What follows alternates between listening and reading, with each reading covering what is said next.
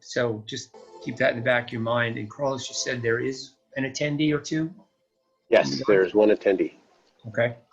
Well, it's 7 o'clock by my clock, so let's officially start the meeting. Carlos, would you do the roll call? Yes, sir. Mr. Zelinski? Here. Mr. Cousins? Here. Mr. Palaszczuk? Virtually here. Mr. Springer? Here. I'll let the minutes reflect Mr. Moon's not on as of yet. We do have council liaison Gregory Carl, and along with the city manager Barbara Sondag and myself. Okay. All right.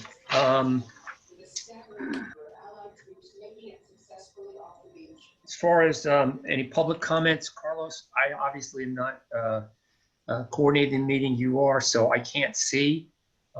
If anybody has a question, we'll take any public comments.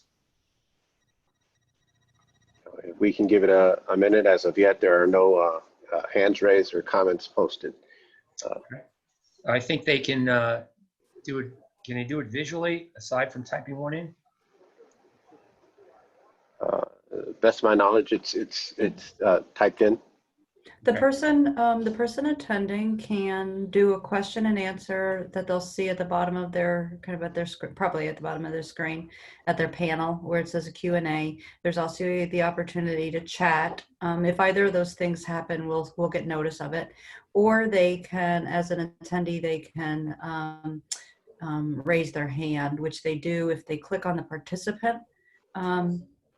And then they'll see the feature where they can raise their hand. So there are 3 different ways to make contact.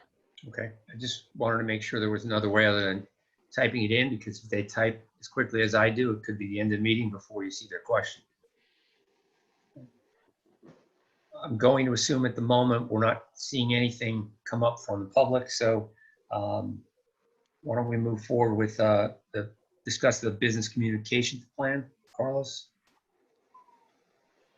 Correct. You received in your link a copy, and also as part of the agenda, a copy of all of that communication plan for businesses that was prepared by Kiana Fleming, our city communications manager, and it was also acknowledged by the city council.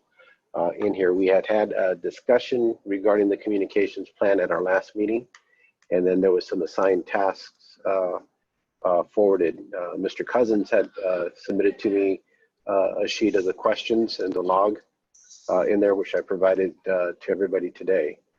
And they were pretty much consistent with what the discussions were from our previous meeting. So you have those before you. And then if there's any specific questions, the goal tonight is, talk about the communications plans, but also, when we had this last discussion, there's been a lot of changes in the environment, the business environment around all of that, and of course the region and the nation and the world. So kind of looking at this is also a change, not necessarily in focus, but also things we should discuss, things that we could be doing now with local businesses and engaging them to be either prepared for future reopenings or discussions on current dealings with COVID-19 and everything going on. Well, if I can, in terms of, well, let's break it up into 2 if I followed your thought. One is the business communications plan, and the way we originally spoke about that would have involved, personal contact. So I think as far as the personal contact piece goes, that's on hold. If anybody wants to discuss possibly something like a virtual contact, let's bring it up. Rod Cousins, any thoughts? I hate to keep putting things on hold, but I definitely think personal contact is going to go a lot better in this case than this method right now, with what we're trying to accomplish with the businesses. Okay, Mr. Palaszczuk? Yeah, I tend to agree. The idea is behind getting, the idea behind it is getting to know who the businesses are face to face. And I think everybody can agree that most everything is taking twice as long right now. And to actually, you know, impinge on people's times, I think right now, people are just learning so many different things about how they're doing business. It's just not feasible, I don't think right now. Chairman, just to interrupt, let the minutes reflect Mr. Moons is now virtually online. I believe that is him. And then we got John. That's me. Yeah. Can everyone hear me? Again. Sorry about that. I was Okay. aware there for a minute. It's all right. Nate, any thoughts you want to add to that? No, they nailed it. I agree with them. Okay. And David, what we were doing was we're getting some feedback. We're discussing the business communications plan. And our original thoughts were to do this in person. And obviously with COVID, that's not a really good idea.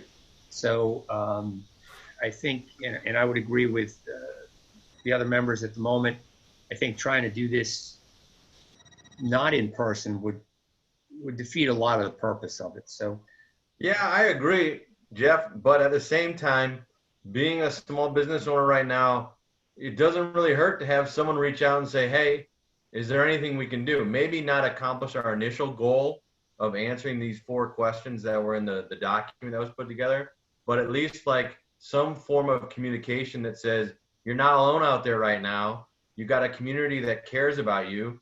Maybe we don't have money to give you, but here are the 3 pieces of resources we do have to provide, because I'm sure the city has something that they can share. And, you know, let us know if we could be of help. Nothing maybe that does the initial thing, but maybe there's some new value we can create here. well, I agree, and actually it kind of provides a little bit of a segue to, I think, something else that Carlo just mentioned that I hope we're going to speak about now or a little bit later, is reopening these businesses or resources we may be able to provide them.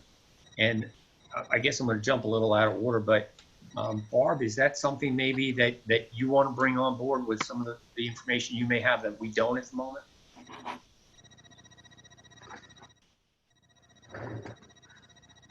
You're on mute.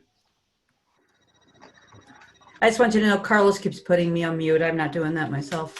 That's between you. That's right. Couple of things. We had a couple of different topics to talk about, Carlos and I, and one was more specifically about restaurants. The other then is just the recently announced county small business relief program.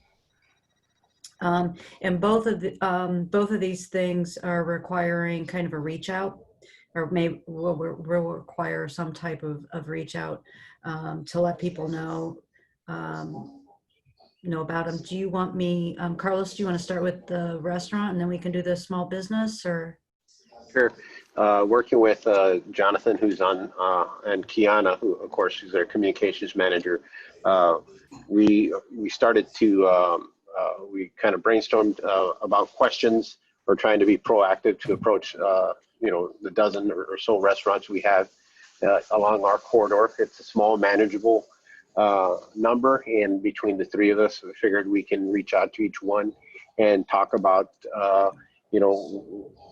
gathering their thoughts of the current environment, but what can we do to try to help facilitate if the county moves in the same direction and the same standards about limiting occupancy, ways we can look at what are methods in their occupancy that we can look at to help expand, such as creating temporary outdoor spaces.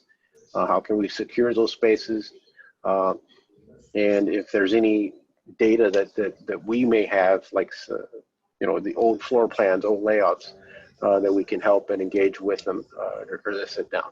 Again, the goal here is to be proactive, and see if there's anything that we can assist in that process, even if it's minimal. Like I said, doing the calculation of the capacity. If we have several restaurants that have been here for years, they may not have their original plans.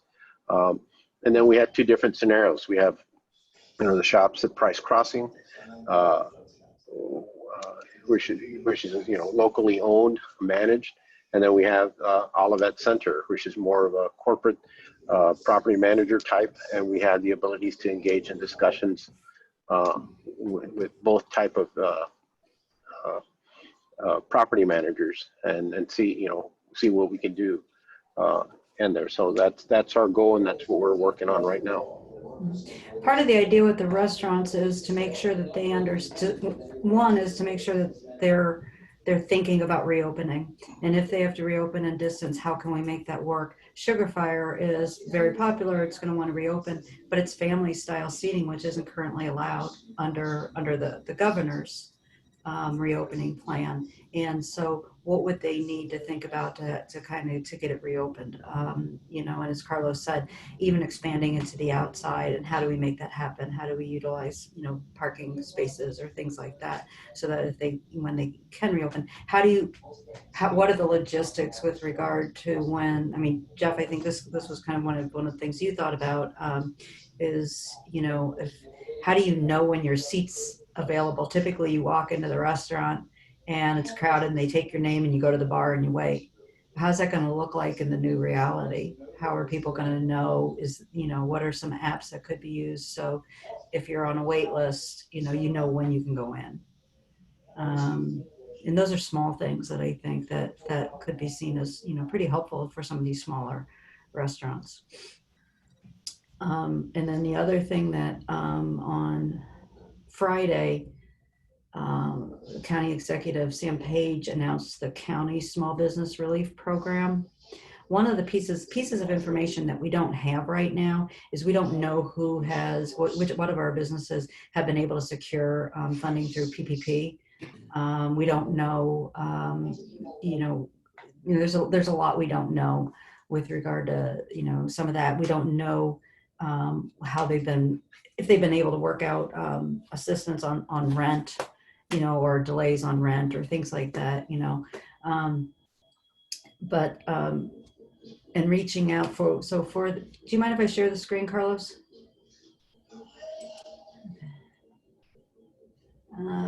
Oops.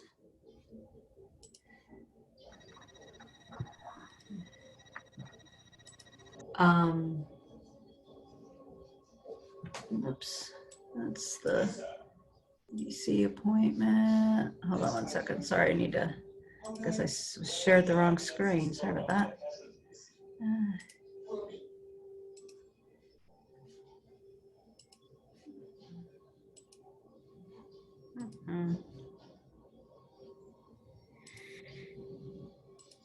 Okay, are you seeing the small business now? Screen Okay. for small business relief Yeah, program. okay. This is from the county, and basically they're going to do 2.5 million in grants per county council district. And there six districts, I believe. But anyway, it says here, eligibility is for small businesses, and they're saying 50 or fewer full-time employees as of March 1st that were closed. And Our- process, yes? I'd like to clarify that closed. Does that mean completely closed, or does that mean like what a lot of restaurants are doing, closed but having carry out or something, minimal operations? There are, I went over this a little bit with the mayor today. I looked at it on Friday when it came out, and there are a couple of questions on that. And I think it's closed, and it talks about complying with the stay-at-home order. So I'm going to assume for restaurants or for some of those businesses that were able to stay open for pick up and that type of thing, as long as they were complying with the stay-at-home order, that they'd be eligible. So for example, if I can interrupt, a place like Earl's or one of the nail salons and all of that, which were totally closed, would qualify, but somebody like Sugar Fire or Fallon's or whoever was offering takeout or curbside would not be eligible for this particular program. I don't know that for sure. No, because it says the language is funny, because they have to they're certifying that it says closed during the stay at home, but it's basically they're saying that they have to show that they've complied. We've emailed one question already about this form, and it's very short, you'll see. So that's another clarifying question that we're going to send in. to them, because this little page here, the program requirements, this is the bulk of the information that you have at this point. And so then you can see the size and, you know, what disqualifies somebody, and the conflict of interest. But the process is actually pretty interesting in that each county council member gets this 2.5 million, and they then, as you read here, each council member will submit a single recommendation for all grants to businesses located in the member's district.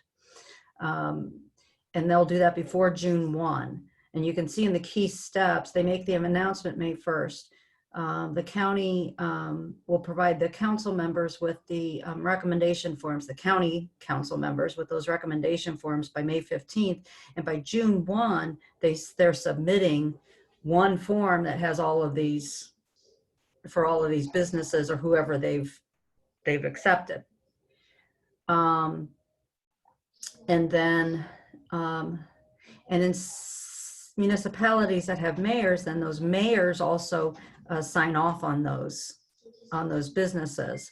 And the interesting thing is, you can see, as you see here, each county council member must submit the recommendation form containing all the grant recommendations from their district. They're signed by the council member. And then with respect to recipients located within municipal boundaries, must also be signed by the chief executive. So that would be the mayor. And in the event the chief executive does not sign, the council member must explain why, or the entire recommendation form, meaning all the all of them don't go in. And then all the vetting of these is done by a private independent accounting firm. And so this is the form then. This is the form the business fills out. And it does say that we're closed during the stay at home. So we do need to, I want to push back on that and find out if that is actually the case.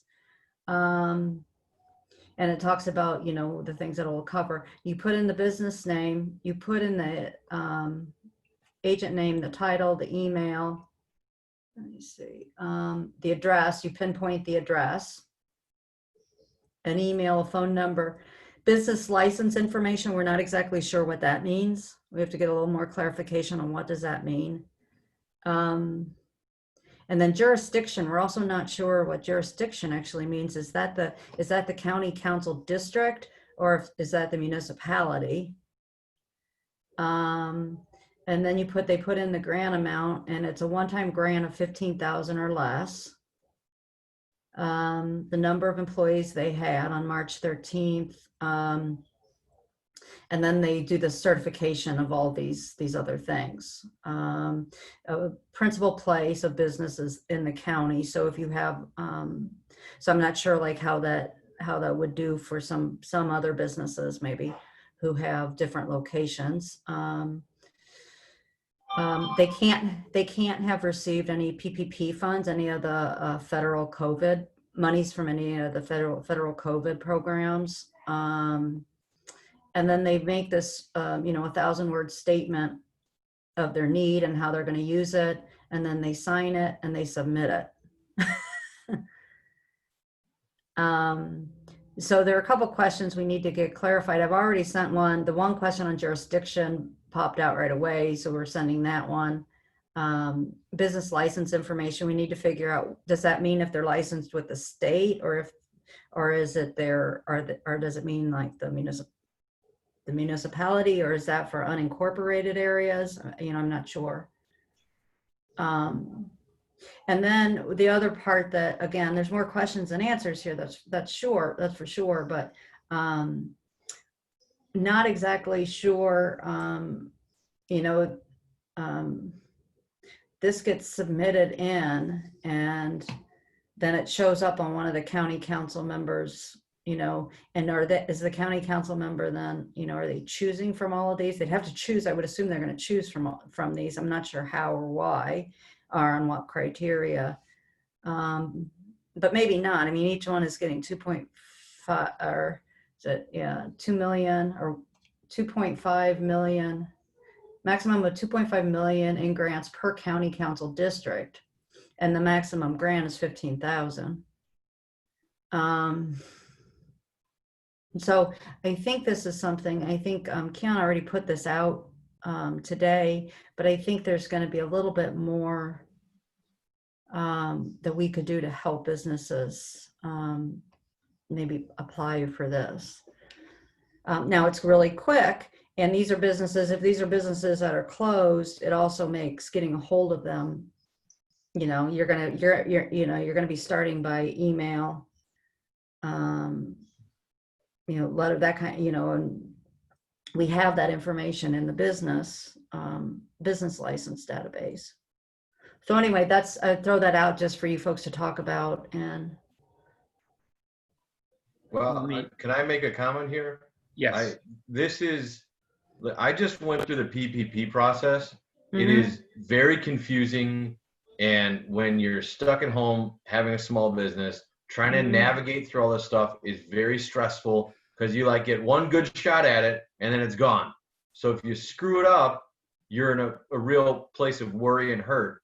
And if you have someone or this team reaches out and contacts every small business in Olivet, this is our way in. Like, these people don't really want to talk to us, but I promise you, if you send an email and you're like, hey, there's money out there to be had. We have 2 weeks to work on it together. Here are some of the criteria. We're going to help you fill it all out. The mayor's going to sign your document, and we're going to be your advocate to get this money from the state or from the county. I'm telling you, those are going to be businesses that are going to be loyal to this city for life if they get the money. I think there's a lot of validity to that. Nate, any thoughts? No, I agree. Mr. Patashuk? You're on mute.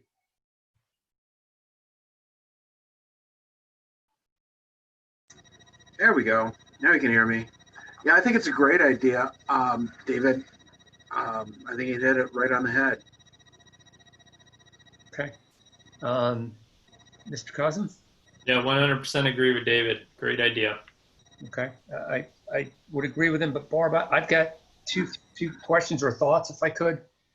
One, when it comes to county council, is the city of Olivet split with two different county reps?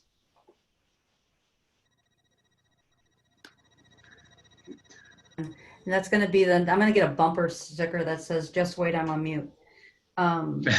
Yeah. Yes, we have two. There's, is it 2 and 5? Is it? I don't know the is numbers, it but I think there's two I think it's reps. Clancy and Dunaway. Okay.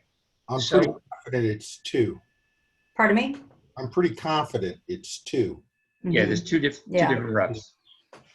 So, Yeah, and I believe it's Clancy and Dunaway. And I believe the mayor's I don't know, Jeff, you can turn around and ask her, but I think she's gonna try to reach out. no, she made me close the doors, so, you know, Oh, okay. I can't talk to anybody right now.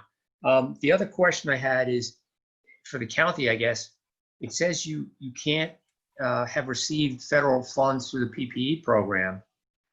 And I'm not sure of this. David, you might be more aware, but many people have applied, but they really still don't know if they're in or they're out. So how do you handle that? My guidance will be, if you haven't received the money, then you're answering truthfully that you have not received the money.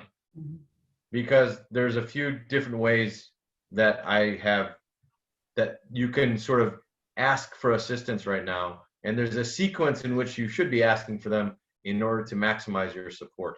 So in this scenario, if the PPP money is not hit, then you're answering truthfully, and that should be the guidance, because you don't know. The money could get run out. They could cut funding off tomorrow. Right. Okay. All right. Question, where, do you know where the money is coming from? What's funding this? It's part of the federal money that the state got, the federal funds for the COVID. That's, what was it? However many millions, no, billion. It was about or hundreds of millions. Yeah, I was gonna say it was about 2 trillion total. So somewhere in there, there's money that got passed down to the county. Yeah. Yeah, it's because of those, that whole, under the CARES Act, the only cities that got direct funding through the CARES were if they had a population over 500,000. Other than that, the monies then went to the state, and the state determined how it was going to distribute them throughout the state. And thus far, the money has gone to counties. And I think this is one of the ways that the county is looking at trying to kind of show that they are giving the money out. And again, I think that a couple of things, I think as if we can help people, think about,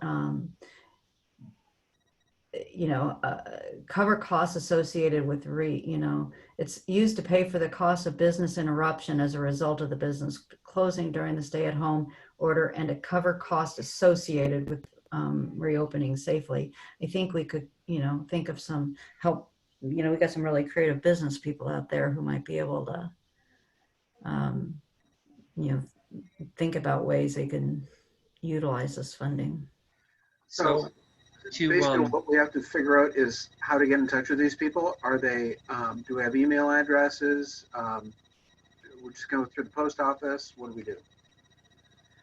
Well, I was going to say that since, until we get the answer, Barb, about closed or, partially open, like a restaurant doing delivery service, can we put together a list of businesses that we think would qualify, that we know have been closed? And I'm using Earl's or the hair salons or others like that we can get contact information and then redistribute this form and encourage them to fill it out, explaining the process? I think it's best to go ahead and just put it out to everyone and have them determine if they're closed or not. I mean, do it after the fact, because I think there's a time element here about getting this out very quickly. But as of the moment, it says closed. And if you read that, we know there are a lot of businesses that won't qualify unless we get an answer from the city. I mean, from the county. I think, Carlos, if you can talk to the database for business licenses, doesn't that have the number of employees? Would that be something we'd be able to just, anybody with 50 or fewer employees, we could send it to? It's very easy to configure that in there and get that number. And we'll talk about it further on the 5-year plan, but we're ready to do the update. So we have all that data. We have email contacts. We have some direct line numbers. So we're in pretty good shape to do reach outs. So if we could filter this, for example, a business like Mobile on the Run probably has less than 50 employees, but we know they're open, so they shouldn't be on that contact list. So if we could run some kind of filter and then target those businesses, we could probably get this out fairly quickly. I don't know. I just don't send out to everyone and say, hey, look, your business may be eligible. I mean, it's still on their onus to figure it out. Yeah, but it specifically says, closed. So if you go to Mobile on the Run, we all know they're not closed. We can filter. I don't know. If we get a definitive answer that that's it, yes. But if we want to move with speed and urgency, then I think you let them at least become aware of it, and that we can be able to help and answer questions about it. So, yeah, but it says that we're closed. So, I mean, the restaurants would be a question. I mean, restaurants Barb, would be a question, but to have that answer, whether they need to. I'm typing the question now to Pat Kelly, and I assume we'll know tomorrow. Okay. So this is not something that's going to delay this terribly long. It shouldn't. Yeah, we should have that answer hopefully tomorrow. And I agree then that there's I'm not supposed to give my opinion. So there we go. No, I appreciate it, because the other part of this is I think people are getting or will be frustrated or disappointed, by applying for things that they thought they were qualified for, didn't get, or weren't qualified for. So I'm trying to minimize some of that. I wouldn't want us to knowingly send it to somebody we know won't qualify. Jeff, can I just suggest that we err on the side of being more forthright in that there might be elements that to us appear that they're open, but in reality, maybe they're not open. You know what I mean? Like whenever there's a lot out there, there's a lot of nuance out there that at least I've found over this last month and a half, where you'd be surprised, like what some businesses are doing and not doing, just by like driving by. You know what I mean? Yeah, no, I just meant by And the down ones in the that- questionnaire component of this, it said, did you comply with the stay-at-home order? That's the checkbox you have to make. And so they might be complying with the stay-at-home order, and they might on the run be working with half staff, and that's impacting the revenue, and therefore they should be able to apply. So we don't know. So I would err on the side of being more communicative than trying to, what might appear like, isolate who we might think could qualify. That's all. I'll give you another quick example, and that is that our business licenses record the number of employees, but that was at a point in time and not the date that is listed in here, I'm pretty sure. And consequently, people that hover around 50 may have gone up, gone down. So first of all, again, I don't think we should restrict it to 50. It ought to be at least 60 or 70 employees with a note saying, we're not sure where you stand about this, so we're sending this to you. You may or may not qualify. And the same could be true with the open statement. So I will say this. We are making a determination to send something or not send something. We could very well be wrong. I'd rather be wrong and send it to someone who doesn't qualify and have them self-select. That way we're out of it.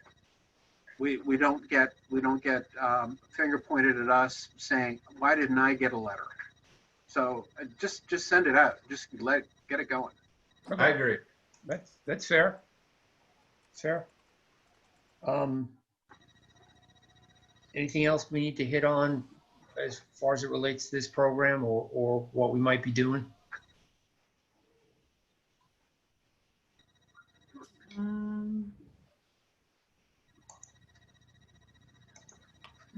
I can't think of anything. Carlos, I don't know if you have any thoughts, or if Jonathan, I know he's online. And This is Rod, Barbara. The one thing I would say is if there's a way to put in that email, like that map split between the two districts with the name, so they can make sure they get the form filled out right for which one they're in. Yeah, and that boundary you're referring to is pretty much Olive Boulevard. The north of Olive is Council District 2, and south of Olive is Council District 5. Okay. So our data is pretty well already, except for those on Olive, is pretty well separated already in there, and it's all in a spreadsheet form, so it's easy to filter at this Awesome. point. So yeah, and just like Greg said, if you go up to 65 people or something, and the last words and say, we think this might apply to you. We hope this can be of help.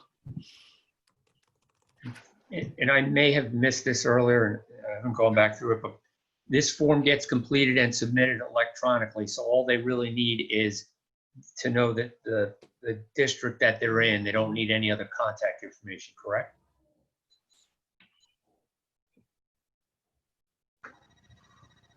Barb or Carlos? I'm sorry, can you say it again? I was Yeah. trying to figure, I was thinking of something else, sorry. It's okay. If I understand this correctly, they complete this form and they hit the button. It's electronic. So Yes. they really don't need to know anything other than the district number they're in. If that's what jurisdiction means, yes. Okay. And we'll clarify that before we start putting anything out. Mhm. And I think we should also just put in the names of those county council members that are representing them, so that they, most of us don't know. Okay.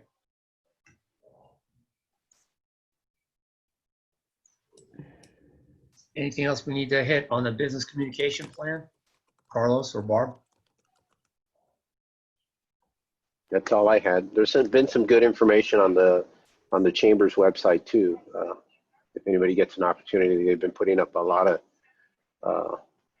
whether they're video clips or information links like we have in our website too. So it's been pretty interesting keeping up. That'd be the Creve Coeur Olivet Chamber you're referring to? Yes. Mm-hmm.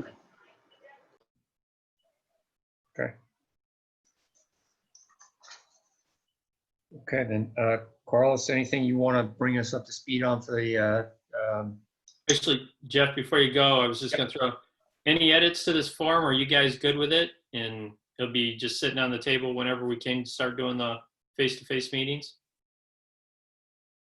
my 2 cents are it's exactly what we're looking for. It's simple, just a point to start a conversation and get some general feedback. So I'm good. Perfect. Okay. Thanks. Sorry, I had to deal with a dog. Carlos, the 5-year economic plan, anything you need to bring us up to speed on? One of the biggest tasks within the 5-year plan is, of course, putting the data together and updating specific areas like Bower, Warson, Dillman, Rock Island, Dillman, Price, and then the Olive Corridor.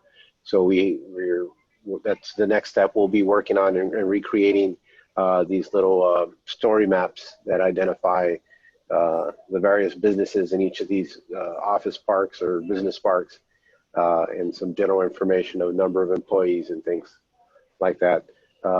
These will update the 2007 maps that we had last published that are on the website. And then we'll be publishing a full list of like a business registry on the website that identifies the different businesses, probably based on the location. Okay. Any questions for Carlos about the 5-year plan?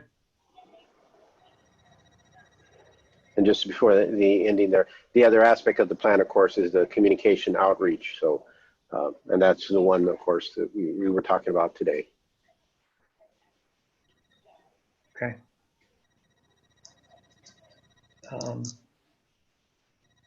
Carlos, you want to go through any updates, any other updates you want to bring us up to speed on? Sure.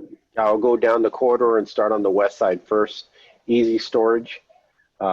There has been some delay there in the terms of preparation of the architectural plans because of the shutdowns, and there they use an architect out of Michigan. So they noted that that's been pretty slow, but they're continuing to move forward. We didn't anticipate plans to come in till probably midsummer, and construction starting that latter part, hopefully August, September. They were kind of working with the Plant Haven next door, trying to minimize disruption of the business, their seasonal business. I did reach out to Plant Haven today to see what was going on. Usually Mother's Day is one of her biggest, the week leading up to that is one of her biggest events. And a couple of things. One was it's just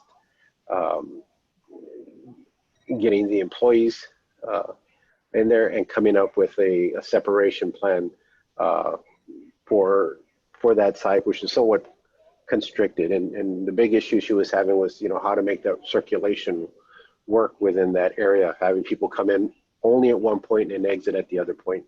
So she's hoping within the next couple of weeks to have some type of solution and set up. They actually do a pretty decent business there, and we see it in terms of their business license on that. Going across the street at the city center redevelopment area, of course, that is all fully under the ownership of Ridgegate Capital.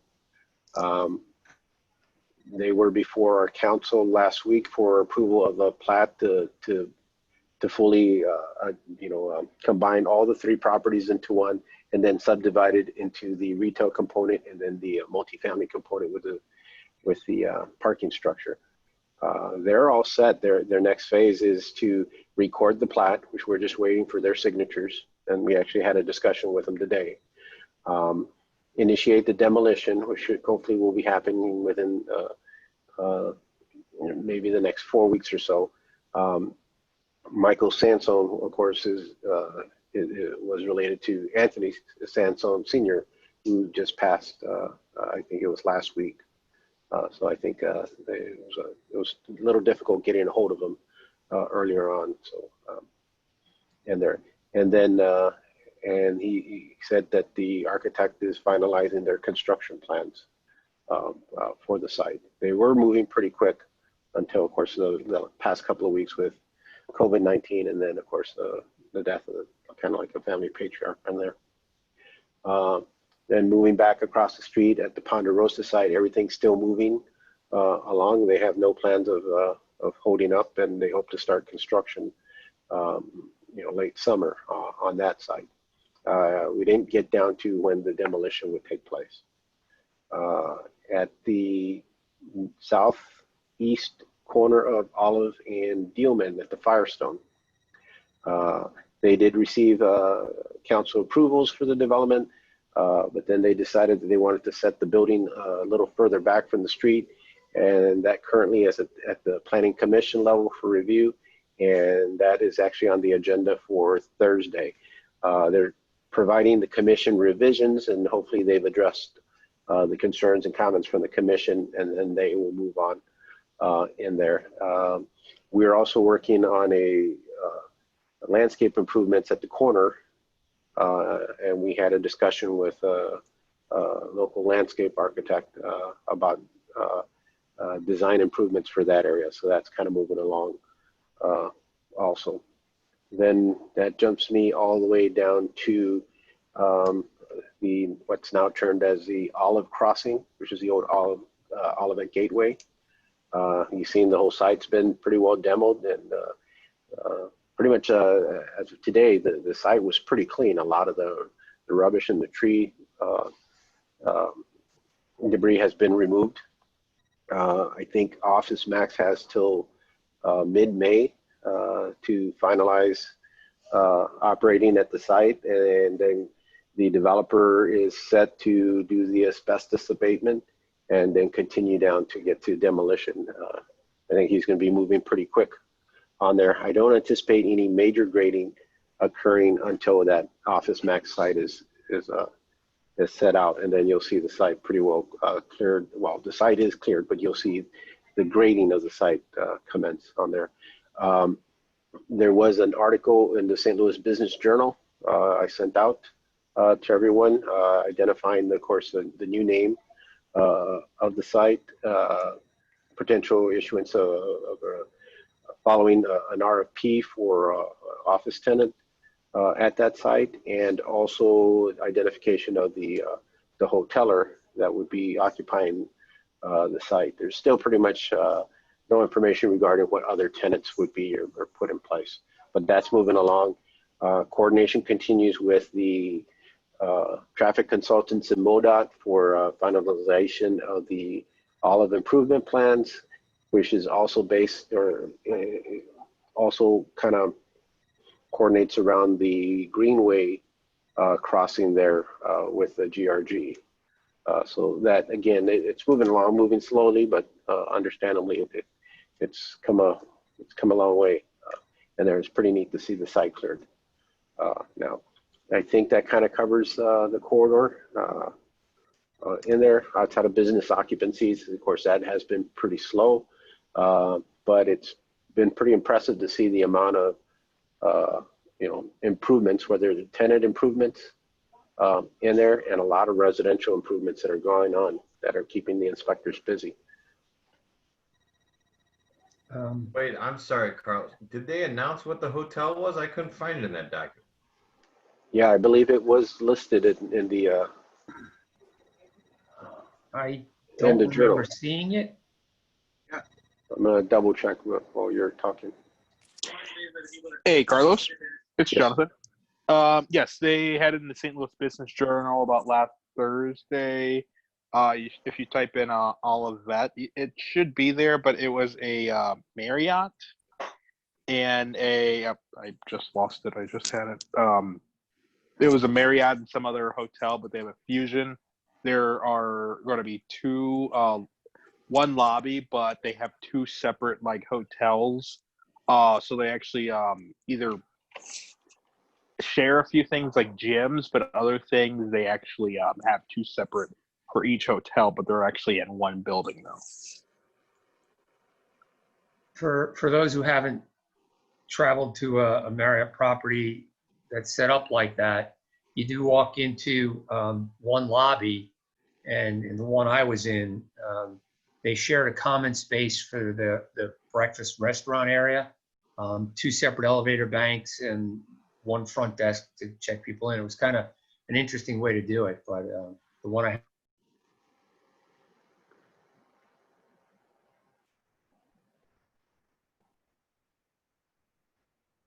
Jeff, I think you froze up.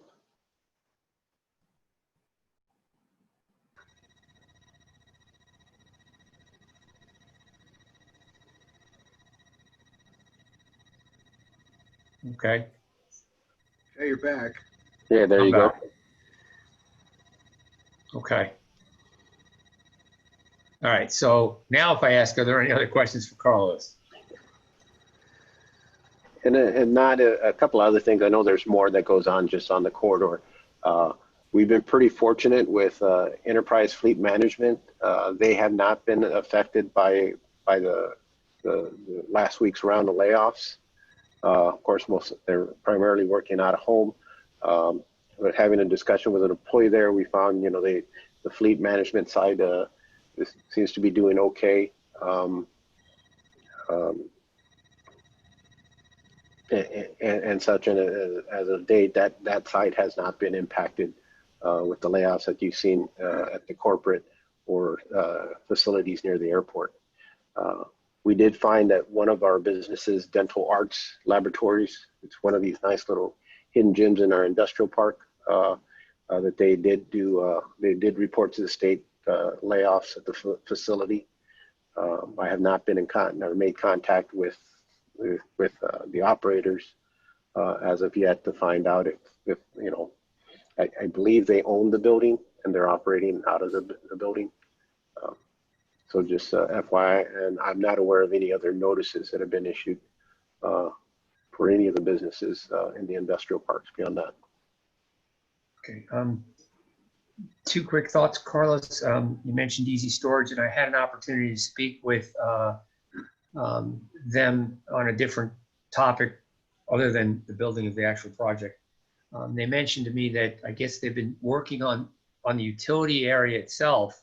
While it doesn't appear that work is going on, I guess they've been working with MoDOT and the other utilities, and they actually don't need to go into the backyard of one of the residents that originally was planned. So if that's accurate, then I think that's a real plus. They didn't have to disturb that resident. And it sounded like they had left or put in place some stairs between the back of their lot that would get people up to Olive. Is that going to be permanent in some way? Or? The steps are permanent. They're actually concrete steps that have been back there. The unique thing about it is that there's steps that lead to private properties, and there's no easements for any other public type of use on those. I'm not sure how the steps had always been there. They were in a poor condition before they acquired the site, but I'm not sure how that kind of evolved. I can't find anything in the Crabapple subdivision flats that said whether there was once a public trail or crossing there. But they have been repaired, and this was based on discussions that they had with the residential neighbor because they had used it to access the public transportation, actually. One other question. The project at 170, if somebody hasn't driven past there recently, the grade change from the front of the property to the back of the property near the Price side is pretty significant. And I know there's a lot of discussion in front of PCDC about that. I'm assuming, Carlos, the expectation is that the majority of that property will be brought down to street level or close to street level at the Olive side? Correct. It's pretty interesting because when you look down there and you see how it kind of elevates up, eventually that's going to be approximately a 6 to 10, maybe even 12-foot wall, retaining wall that runs along the old Locust Lane. And then that fill is being reallocated closer to 170, kind of where the Office Max area is and where it starts to dip down in the far back area. If there are no other questions for Carlos, Barb, did you have anything you wanted to share?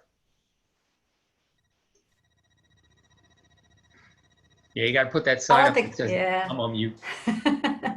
I'll let the council member go first and then I'll take over whatever. Because he always says I take the glory for him. So I want him to have the opportunity to shine tonight. Well, Mr. Carl? I don't really mind you taking the glory. I have nothing to say. I feel like I need to say something. So, Yeah. anyway. Well, I could, yeah. Go ahead. I can do a few updates if you want, and you can Well, I chime would in. say with that me. the two big things I've got in the city right now and are number one, Prop C, we're having, which is the proposition for our Parks Master Plan bond. We know that the balloting is coming anyway, and we're not going to be able to have these meetings in person. So we are conducting Zoom sessions. It is on the front page of our website. We had our first session April 29th. I thought it went really well, both from a content perspective and a technology perspective, holding this via Zoom. I would suggest the presentation is very informative. I think you should encourage anyone that you can to watch it, and obviously encourage them to vote for Prop C. The other thing going on is a virtual run that's benefiting Barnes Jewish Hospital. It's called Run for the Front Line. Again, this is on the front page of our website, so I won't give you any location information. But basically, you sign up for it and you run on your own, but you're timed and it all goes in and the results are calculated. So if you're interested in doing that, that's available. I'll now turn it over to you, Barb. What did I leave out?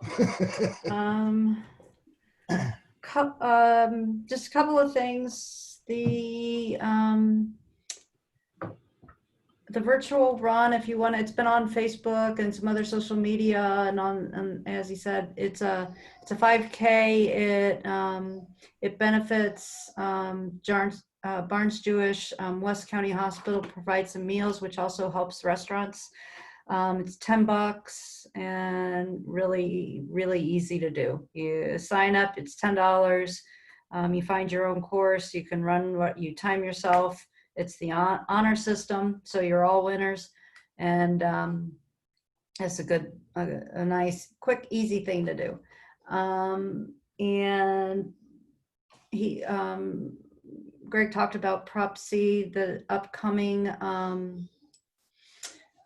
meetings for Prop C. There's a coffee with the mayor this Wednesday. That'll be part of the discussion, and then we have May 14th. That meeting with the mayor is virtual.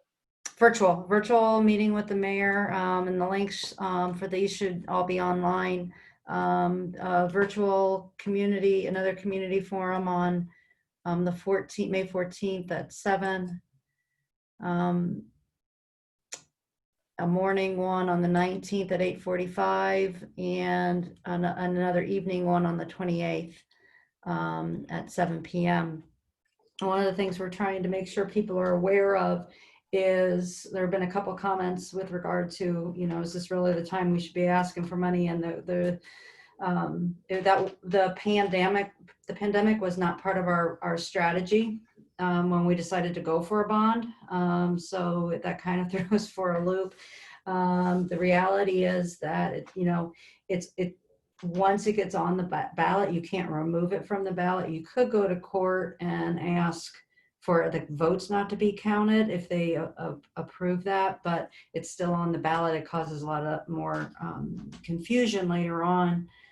And one of the things I think that this time has really driven home is the fact that, our parks really are a place where we've kept them open. People have been going, and because right now we have the ability to leverage our existing bond on the city center, and we have that ability through the end of this calendar year. That's one of the reasons that's really pushing this. So we can do $16 million worth of work for an additional $6 a month on a home valued at $250,000. So we're able to really get a better bang for our buck right now. So that's just a little bit more on Prop C. And there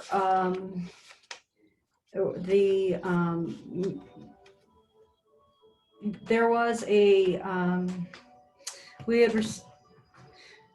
with the at Olive Crossing, there was some questions about kind of how we, continue to support and show our support for that redevelopment and all of our redevelopment that's going on. And that kind of led to a discussion with the mayor about how do we, how does it look as we're reopening, when we start reopening? And one of the things that we discussed was, well, what does it look like if we would do kind of Olivet's open for business kind of thing. And I want to throw that out to the EDC because you would really be the group that would talk about that. And again, I don't foresee us being open for business until for a good 4 to 6 weeks actually, but I think it's something that your group can think about. And and in some ways it's kind of tags on to that supporting of businesses, as businesses reopen, reminding people what businesses are here, and that type of thing. It can be kind of a feel good video or something. So I'm not sure if how you folks think about that, or what you think about that. I will open that up to the rest of you, David or Nate, Rod. I mean, I think it's a fine idea. I also, I'm very cautious about, what does open look like and what does open look like for each of these businesses. But I think, you now have a communications department. We have lists of thousands of people who come to our city for races and a variety of other activities. There's nothing preventing us, once we know everyone's good to go, of reaching out to those folks with some, very good messaging that says, come back and, re-engage with our community. Okay. Nate? Yeah, I like it from the standpoint of just reminding people what businesses are here and they may have forgotten about in the interim or never knew about. So it's a way to reintroduce some of those businesses. Either Rod? Nothing to add. I agree. Mr. Pattershop, you're on mute. There we go. Yeah, really nothing to add. But how would it go out again? Like by post office? We could do just a small video clip that we put on the website and on social media, or blast out in some other way. We could, I don't know. I haven't talked to Kiana about it. Actually, those are good ideas. I like those. I kind of like the idea of maybe I don't know if we could get it done in 30 seconds or 40 seconds, but maybe some kind of little video clip, if the EDC members are up for it, each one of us take like a line or two, and it just, connects back to the city somehow about what's open or where to find the information or something along those lines. Yeah, I would defer to the communications director on how we should execute it. It might be best if the business owners are the one talking to the consumers. That'd be great if we could like the owner of Sugar Fire and Fallon's. I don't know, wherever it is, but I would leave it to the expert on how to bring it to life. But I think it's a fine idea. Great idea. Okay, so then let's bring it to Kiana and maybe Barb, Carlos, Okay. kick it around a little bit with Kiana, come back to us with some ideas, suggestions. That's good. And there was something else.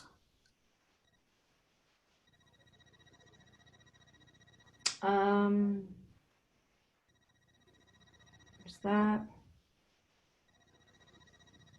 Oh,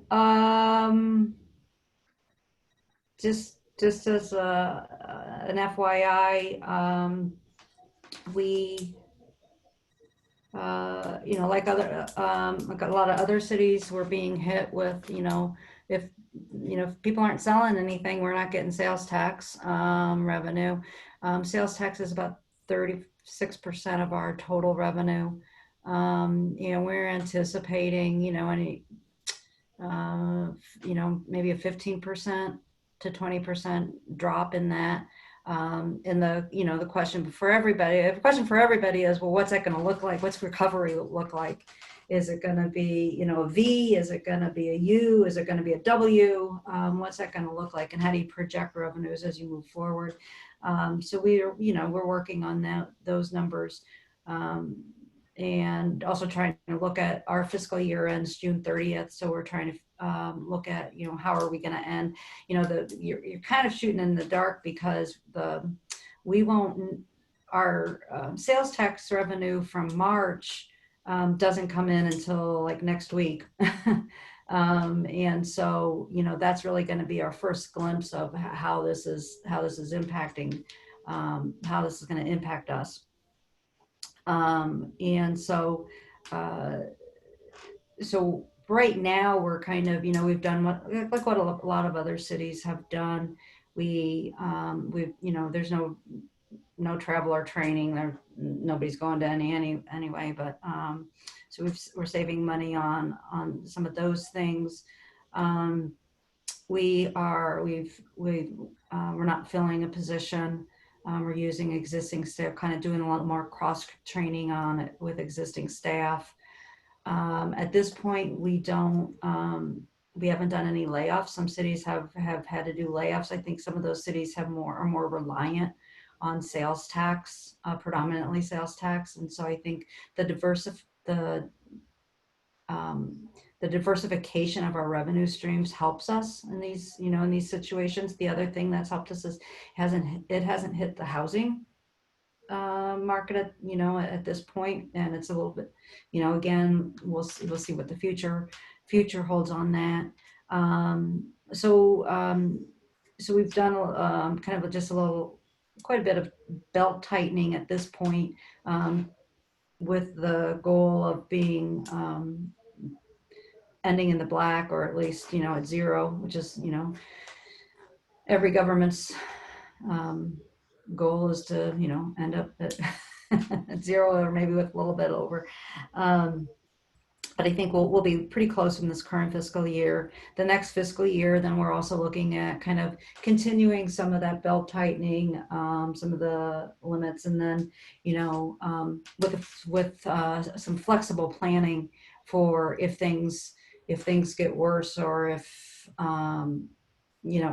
we have a resurgence and again we're unable to provide some of our services again. One of the things that the council did 2 years ago or 3 years ago is implement the reserve policy. So we currently, our minimum reserve is 50% of our operating funds. We have to have in a reserve. And then it also has a 5-year lookout where, in 5 years from now, we have to have 75% of projected operating in reserve. And currently we're at that. And so this is, one of the reasons you have reserve funds is when you have unexpected things occur. And this was pretty unexpected. So I do anticipate in the upcoming year utilizing some of the reserve funds judiciously, but that I think to get us through, because at times when residents are struggling financially, that is absolutely not the time that government should be pulling back. That's not the time that we should be trying to figure out, well, how can we don't. That's the time where we should be shining, and that's our goal, is to keep providing all the good services that we provide, and also we've made a lot of progress over the last kind of 5 years as we've moved forward, and we've implemented new software and new programs, and so we really don't want to lose that momentum either. So anyway, that's just kind of an overall. You'll hear, you've read, I'm sure you have seen some articles where cities are saying, they've already, you cities already laid off people. Richmond Heights has already laid off people, and we're not in that situation. I also think we're pretty lean lean machine at this point right now too. So If I could just add one comment to Barb, and that is, the point about our revenue mix is important, and part of that is on this committee, in that, for instance, the development at the Gateway is one of the reasons, at least I supported additional development beyond the retail, was to, the way I calculated it, that center would have been about 80% sales tax revenue had it stayed totally retail. And we're now down to about 65% sales tax revenue. I mean, this is just based on the TIF projections, right? I mean, of sales and whatnot. We're down to about 65% of sales tax revenue from that. So while it doesn't help us right now, it is with things like this in mind that at least I, and I think everybody else, went for the larger development. And I think that that's an important thing to consider, is to try to curate that mix of revenue so that we don't get too dependent on any one kind. That's thank you. That was my comment. Okay, so, I mean, obviously that's a positive. We may end up, round numbers, we may end up 60% sales tax and 40% property tax or building on that project is what you're thinking. Sorry, I muted myself already. Yes, roughly. Again, we have no great sales projections or anything like that other than what was in the TIF information. And so I kind of used that, did some back of the envelope calculations just to get an idea. So, but that was roughly how it came out. Sounds good. Any questions for, or Barbara, you done, or any questions for I have Barbara? one other. Pat Kelly just responded to my email. Businesses like the restaurants that have been opened, they can apply, but the program is aimed at businesses that were forced to close and have no income coming in to cover operating, blah, blah, blah, blah. So that's the answer on that. And it looks like with regard to the jurisdiction and the business license question, he's recommending listing them all. So your jurisdiction would be your municipality, your county district, so it sounds like they're not really sure, so just put it all down. Okay, so it sounds, in our case, putting all of that alone would be a mistake. They need to put down the district to make sure Right. that it lands in the right spot. Right, and that's an easy one for us to tell people, give people the answer on that one. Give the businesses the answer, so. Okay, so you or Carlos will kind of get back to us with what's going to happen with getting this information out on this loan program or support program?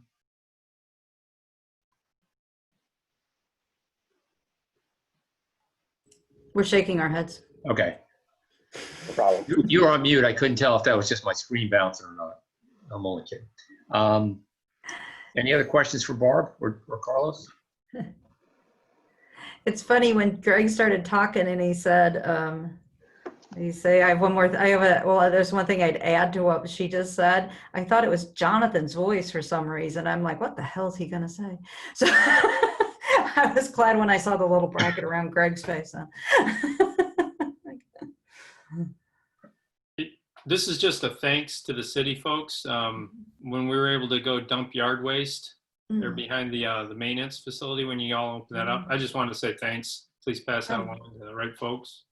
Good, yeah. That worked out well, actually. Yeah. I think that's great. The little things that the city can do to just make life easier for its residents. I'm sure it was, Rod, it sure was a lot nicer to go dump that than, have it sitting on your yard till. Yeah. And having our city parks open when so many parks are closed, I think that has been huge. I tell you what, I've seen probably 2 to 3 times as many people. We're out there twice a day, and probably see 2 to 3 times as many people as I normally do. Now, I would make the argument that like this Prop C is coming at the exact right time, based on how many people I see using the paths in the parks around the city. So. And I can vouch for David. I saw he and his wife, out there walking the other day. So couple quick thoughts. One is that virtual run is actually a run walk. So as many of you mentioned already, there are a lot of people out there doing it anyway. So participating in it will not only help those people get meals on the front line, but it also says, hey, thank you for supporting the city of Olivet, for the past 6 years on the turkey trot. The other thing I was going to mention is for those of you who are still in the trying to figure out if it's Blur's Day or what day of the week it is. Tomorrow is May 5th, Cinco de Mayo. If you haven't thought about celebrating, Chevy's for sure has takeout, including margaritas, as long as you order some food. So I think chips and salsa, would constitute food, and get as many margaritas as you want. But again, if nothing's on the table, then it might be a great way to just continue to support our local businesses. What are you suggesting? We all meet back here tomorrow night with our margaritas? By the time it gets to be this hour, if I've done my job properly, I don't think I'm going to be able to. It's a lot of margaritas between dinner time and now. Yeah. But yeah, it'd be a nice way to, support the businesses here because, like I said, it is a holiday and they are celebrating. Anything else anybody wants to add or bring up? A couple of quick household items. There was a water main break along Dealman Road, primarily along Old Bonham and South. So there's supposed to be some disruption or interruption to water service there. Secondly, they're going to be doing milling and paving on Old Bonham, on Dealman this week, weather pending, of course. And finally, they should Yardway should resume this Wednesday.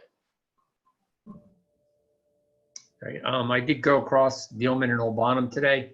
Our officer at the time was out there. I think traffic was flowing better than when there's nobody there, even though they were digging up the road. It was nice to have somebody directing that four-way stop. So I know they start grinding today for that. All right, if there's nothing else, then I think we can consider an adjournment. And I would like to say it's nice to see everybody, even if it's virtual. Carlos, you or Barb will get back to us with how we're going to proceed with getting information out to these businesses about the loan program, and maybe start throwing some other dates out there. I know it'll be a little challenging if the world reopens, but maybe we can get something on the calendar. Sounds good. Sounds good. Thanks, everybody. All right. Thank you all. Appreciate it. Have a great night. You guys. One more